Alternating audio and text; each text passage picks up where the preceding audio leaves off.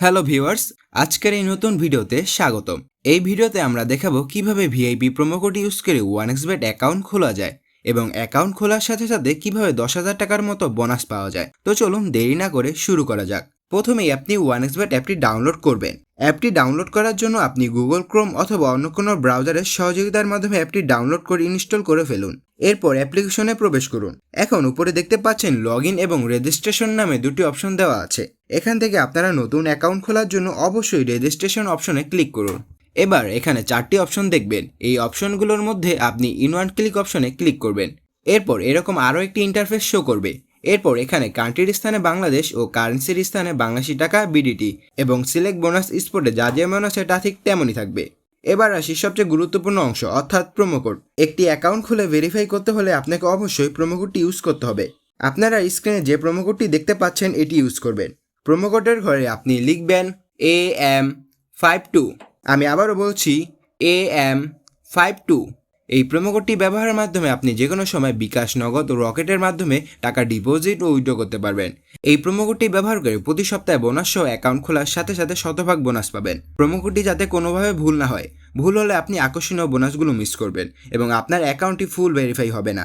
Promo কোডটি দেওয়ার পর নিচের খালি ঘরগুলোতে টিক দিয়ে এই সবুজ বাটনে ক্লিক করবেন।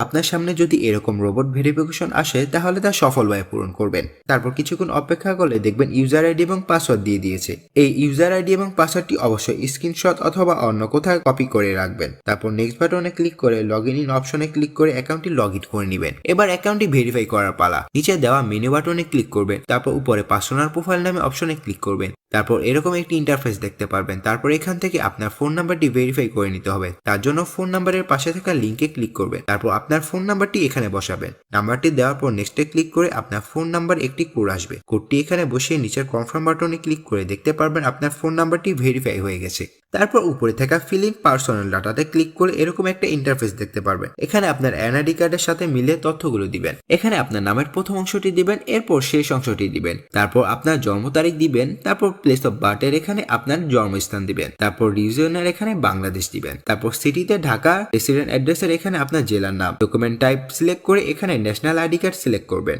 সিরিজের এখানে 1 লিখে দিবেন। ডকুমেন্টের এখানে আপনার এনআইডি কার্ডের নাম্বার বসাবেন।